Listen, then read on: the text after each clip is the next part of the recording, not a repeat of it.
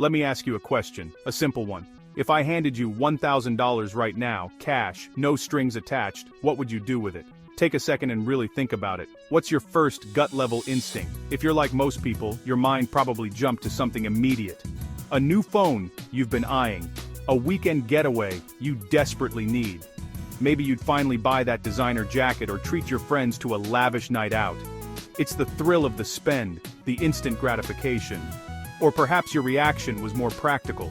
You'd take that $1,000 and throw it at that mountain of bills on your desk, maybe pay down a chunk of that nagging credit card balance. It feels responsible, like you're plugging a hole in a sinking ship. And then there's the third option, saving it.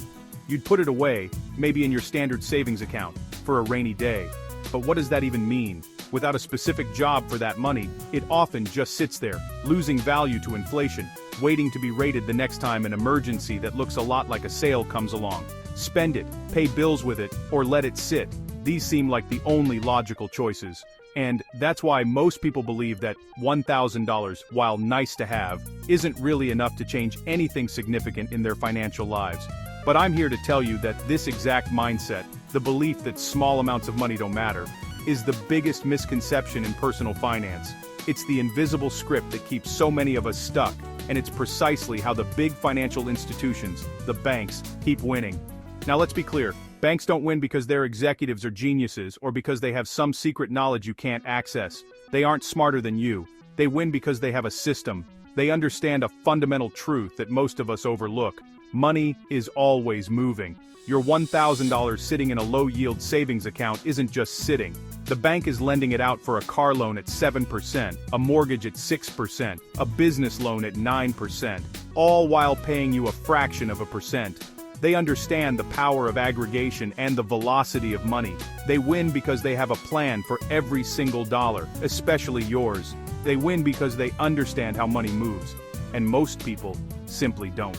Let me tell you a quick story about two friends, Alex and Ben. They both received an unexpected $1,000 bonus from work. Alex, excited for the windfall, immediately bought the latest gaming console and a few new games. For a week, it was fantastic. But a month later, the novelty wore off, and the money was just gone.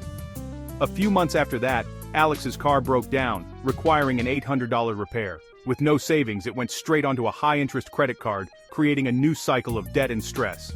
The $1,000 was a distant, happy memory, now overshadowed by a new financial burden. Ben, on the other hand, paused.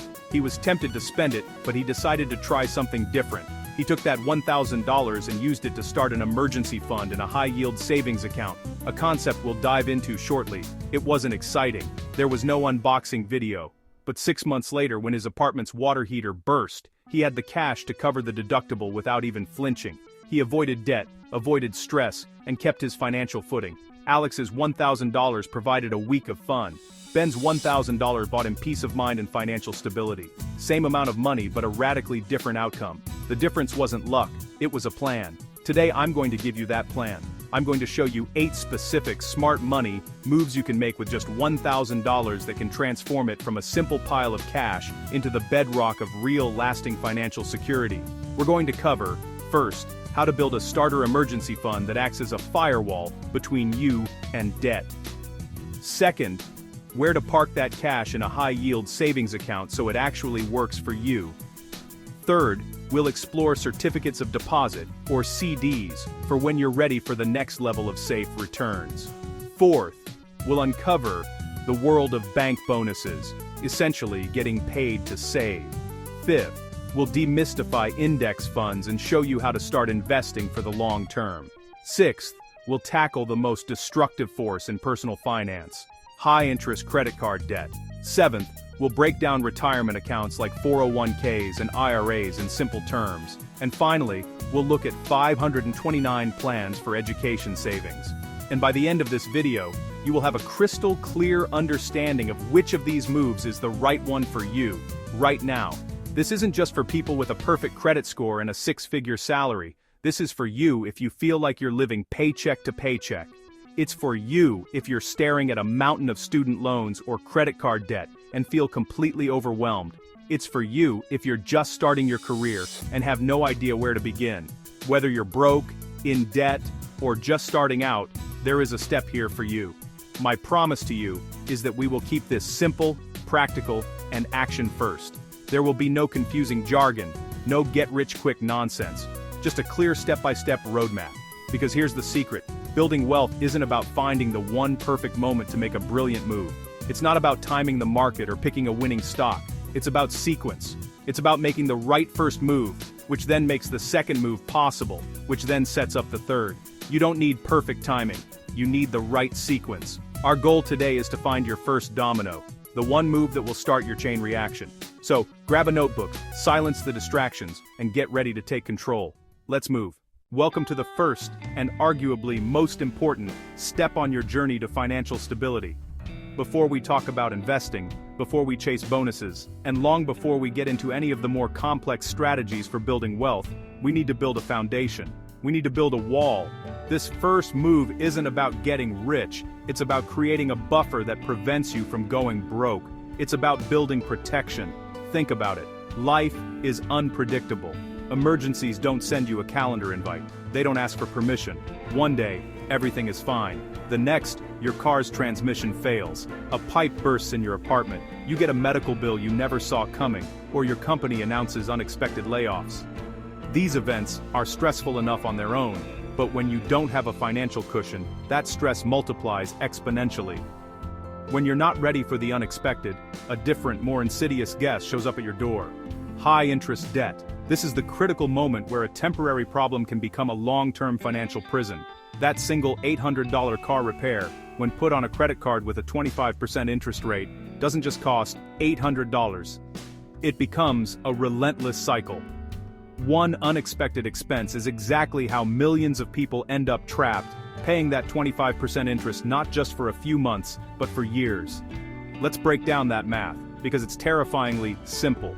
You charge that $800. The next month, your statement arrives. You can only afford the minimum payment, let's say $25, but the interest charge alone is about $17.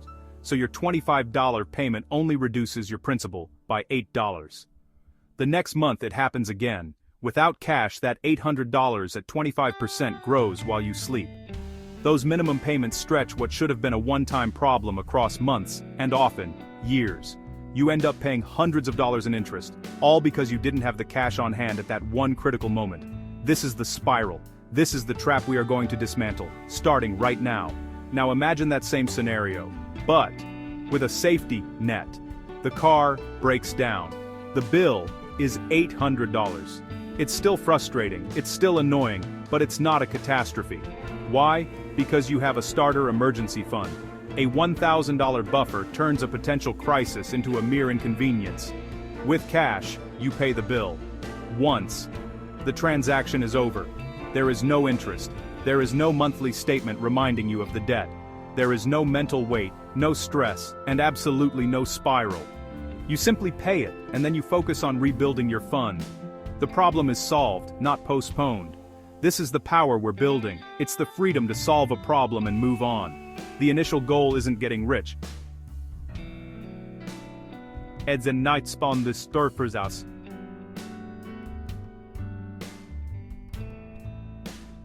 Kursakum becoming crosser from financially unbreakable. It's about ensuring that a single stroke of bad luck doesn't derail your entire life. This fund is the wall that stops money problems from becoming life problems. So how do we build it? We need a system, a dedicated, protected space for this money to live. The first rule is crucial. This money cannot live in your daily checking account. If it's mixed in with your bill money and your coffee money, it will become coffee money. You need to create separation. Open a separate savings account, ideally at a different bank than your primary one. You want to keep this money clean, both physically and mentally. The second rule is to build in friction. When you open this account, decline the debit card. Do not get an ATM card for it. The only way to access this money should be through an electronic transfer that takes 1 to 3 business days. Why? Because we need to protect this fund from our worst enemy, impulse. By making it slightly inconvenient to touch, you give your rational brain time to catch up. You create a pause, forcing you to ask, is this a true emergency or just a want? This brings us to the third rule. Define emergency. This fund is not for concert tickets. It's not for a weekend trip. It's not for a Black Friday sale, no matter how good the deal is. This money has one job and one job only, to protect you from unexpected necessary expenses. Think job loss, urgent medical care, or critical home and auto repairs. Be disciplined. This fund is for true emergencies that would otherwise force you into debt. Now for the most powerful rule of all, automation. Don't rely on willpower or remembering to save. Build a system that works for you.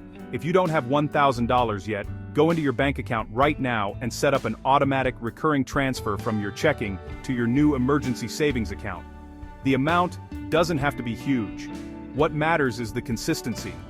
Can you spare $10 a week? That's less than 2 fancy coffees. In about 2 years, you'll have your $1,000. Can you manage $25 a week? You'll be there in just 9 months. If you can push it to $50 a week, you'll have your starter fund in less than 5 months. The specific amount isn't as important as the act of starting. Simple beats perfect. The best plan is the one you can stick with, so pick a number that feels sustainable and automated. Start now. This initial $1,000 is your first milestone. It's what we call a starter emergency fund. It's enough to handle the most common financial shocks and break the cycle of credit card debt. Once you have this buffer in place, you'll feel a shift, a sense of security you may not have felt before. You'll sleep better. You'll make decisions from a position of strength, not fear. Once you hit that $1,000 goal, the next step is to grow it to cover 3 to 6 months of essential living expenses. But for now, the mission is clear. Build that $1,000 wall. And as you build it, you might be wondering if there's a better place to keep this cash than a standard savings account that earns next to nothing. There is. Next, we'll talk about where to store it so it's still safe and accessible, but also actually earns something for you. Traditional banks pay you basically zero, and then use your money to make billions. A high-yield savings account can pay 3,400x more than a legacy account. Online banks have lower overhead. They pass some of that to you. Liquidity matters. You want easy transfers for true emergencies, not a maze. Compound interest is simple. Interest earns interest. Small, steady bumps add up. Don't chase every APY. Prioritize reliability, no fees, and smooth transfers. Action. Pick a HISA. Confirm insurance. Open account. Link checking. Move the $1,000 emergency fund. Set automation. Money you don't see is money you keep. Emergency fund lives here. Now let's talk certainty. CDs. Let's talk about our fourth money move. Opening a certificate of deposit, or CD. Think of a CD as a formal agreement between you and your bank.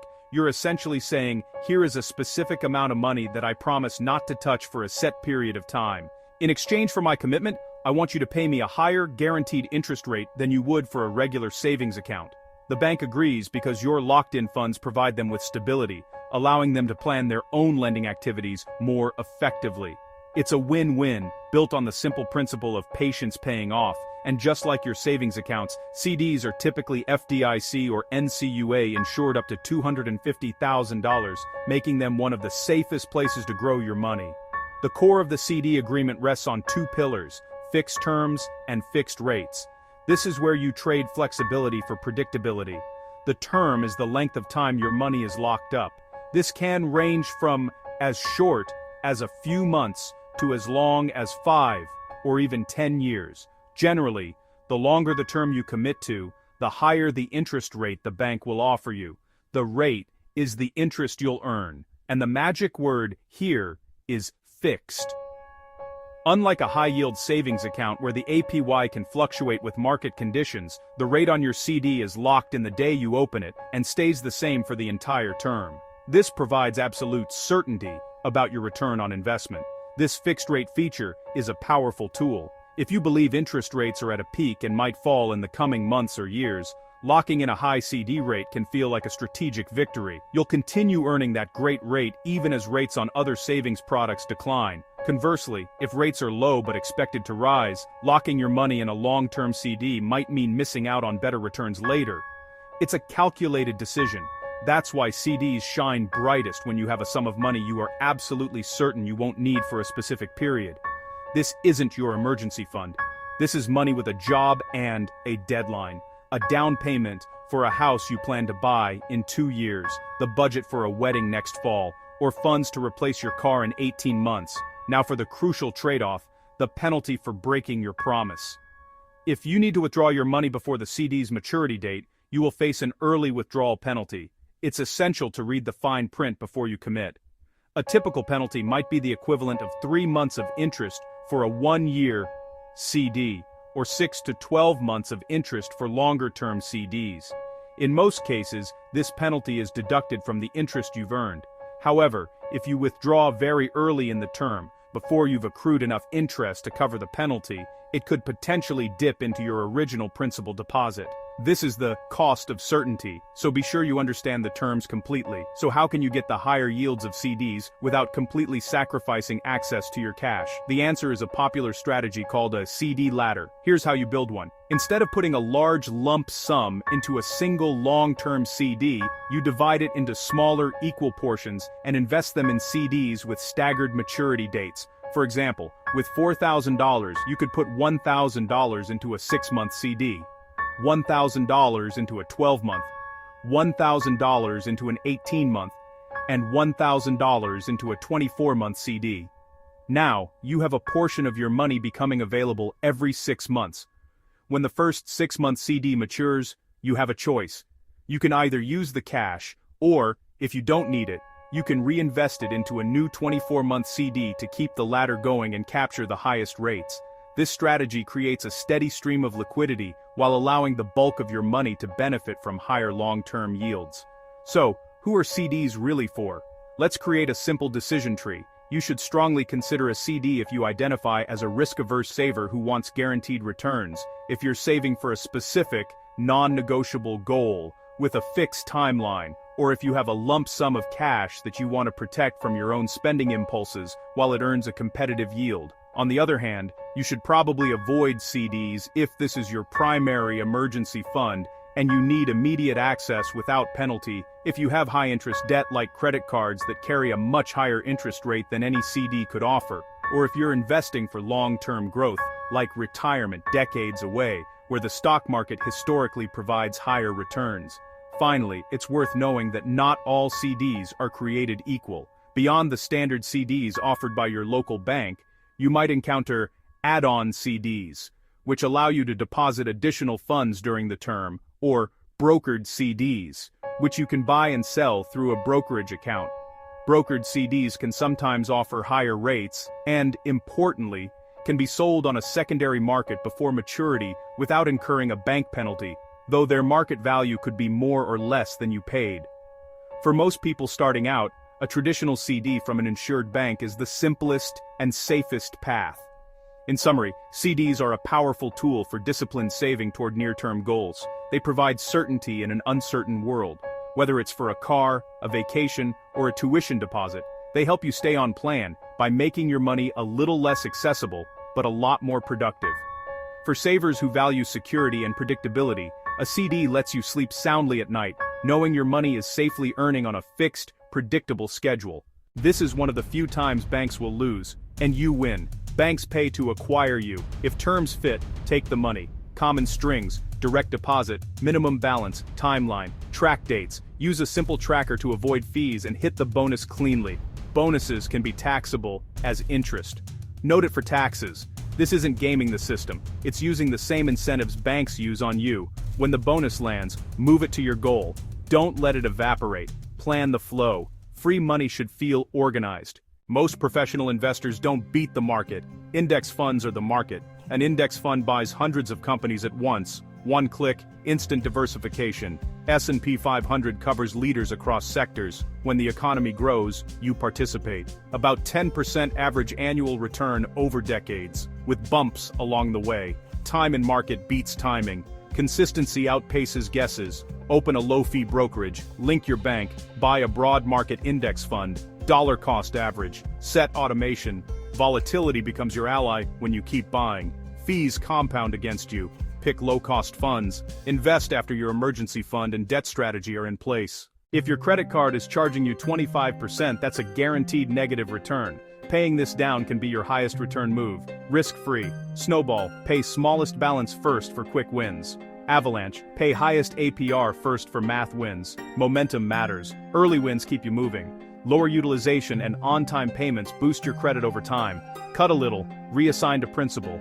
Every extra dollar shortens the timeline. Call for lower APR or 0% transfer if you can pay it off within promo period. Kill the 25% drain before you scale investing. If your employer matches your contributions and you don't take it, you're leaving money on the table. A match can double your first dollars. That's instant return. 401k through work. IRA if you qualify. Roth for tax-free growth if eligible. Know the annual limits and deadlines. Automate monthly to hit targets. Traditional lowers taxable income today. Roth trades taxes now for tax-free later. At minimum, contribute enough to get the full match. If unsure, use a low-cost target date fund or a broad index in your plan.